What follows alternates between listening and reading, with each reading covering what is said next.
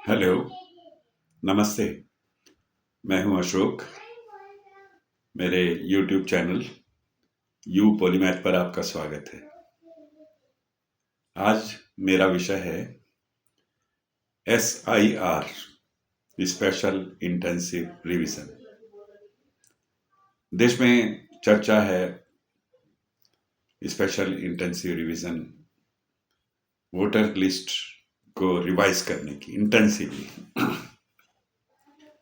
अब voter list किसी भी प्रजातंत्र देश के लिए आ, आधार है, क्योंकि यदि वोटर लिस्ट ठीक नहीं होगी और सभी लोग जो एलिजिबल लोग हैं वो ठीक तरह से वोट नहीं करेंगे और अवांछित जो देश के नागरिक हैं वो वोट करेंगे, तो मेरे ख्याल से वह प्रजातंत्र देश के हित में नहीं होगा। इसी उद्देश्य से स्पेशल इंटेंसिव रिवीजन किया जा रहा है। इसमें कोई गलत बात भी नहीं है। स्पेशल इंटेंसिव रिवीजन हो रहा है। अच्छा होता कि वोटर लिस्ट इतने इलेक्शन होने के बाद अब तक तो बहुत बिना किसी त्रुटि के और कंप्लीट होनी चाहिए थे एक आदर्श वोटर लिस्ट।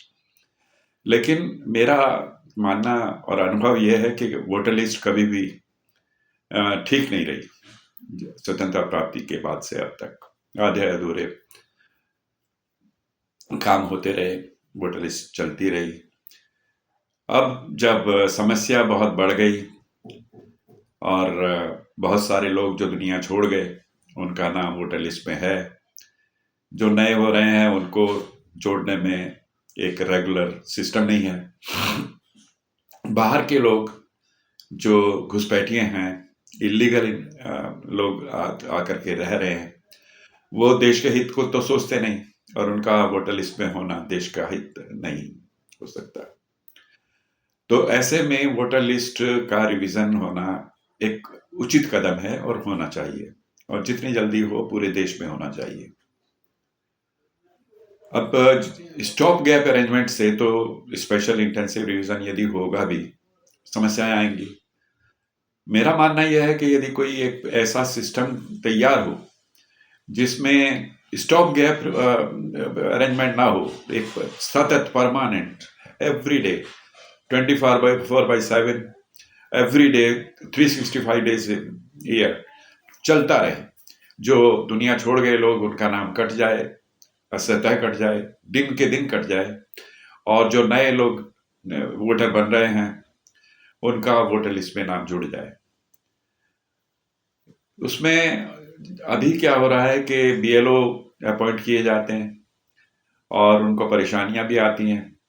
कई बार ये नहीं कहना चाहिए कि वो अपना काम नहीं करते, लेकिन कुछ नहीं करते, तो ये एक सिस्टम की कमजोरियां हैं। यदि वोटर लिस्ट को ठीक करना है तो मेरे विचार से एक ऐसा प्रजा मंत्रालय, मिनिस्ट्री ऑफ पॉपुलेशन होना चाहिए जो दिन ब दिन प्रतिदिन ये दुरुस्त करता है। उसमें से पुराने जो मर रहे लोग हैं, मर गए लोग हैं, उनका नाम कट जाए और जो नए वोटर बन रहे हैं उनका नाम जुड़ जाए। तो इसके लिए एक ही ऐसी संस्था होनी चाहिए, और मेरे ख्याल से प्रजा मंत्रालय होना चाहिए, मिनिस्ट्री ऑफ पॉपुलेशन होना चाहिए, जो प्रत्येक राज्य में, प्रत्येक जिले में, प्रत्येक उसमें ऑफिस रहे और वो कनेक्टेड रहे, सेंट्रली कनेक्टेड रहे लैंड सिस्टम से, कंप्यूटराइज सिस्टम से। आजकल तो टेक्नोलॉजी इतनी बड़ी हो गई है कि आप जब पूरी अपनी जितनी जमीन है, भूमि है, खेती हर हो, रहने की हो, उसका सबका रिकॉर्ड हमारे पास है, इंच बाय इंच। लेकिन अपने लोगों का, अपने नागरिकों का यदि हमारे पास रिकॉर्ड नहीं है तो ये तो समझ में आने वाली बात नहीं है। हर नागरिक का एक डाटा जो है, खासतौर से वोटर लिस्ट पे तो होना चाहिए ना, और वो स्टॉप गैप अरेंजमेंट से नहीं हो सकता। एक सतत, रेगुलर, सिस्टमेटिक काम हो।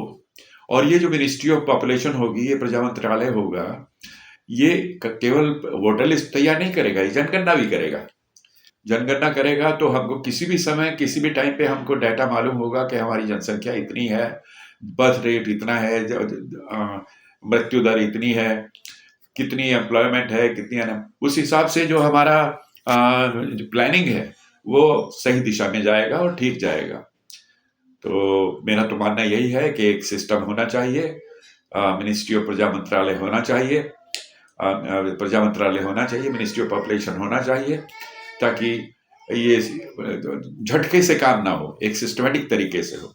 One nation one voter list होनी चाहिए। अब क्या है, जो लोअर लोकल बॉडीज के इलेक्शंस हैं उनकी वोटर लिस्ट अलग है, एमएलए की वोटर लिस्ट अलग है, सेंट्रल की वोटर लिस्ट अलग है। तो ये तो मतलब ये क्या उचित है? ये तो चलता है, बस चल रहा है। ऐसा नहीं होना चाहिए, चलते वाला काम नहीं होना चाहिए। सिस्टमेटिक करो और नियम से करो, ये मेरा मानना है। बाकी तो हमारे सब लोग कर ही रहे हैं, और फिर प्रजातंत्र का विकास भी होता है। हमने एक लंबी यात्रा तय की है 70 वर्षों की। अब तो समय आ गया है जब इस तरह का एक one nation one election voter list होना चाहिए।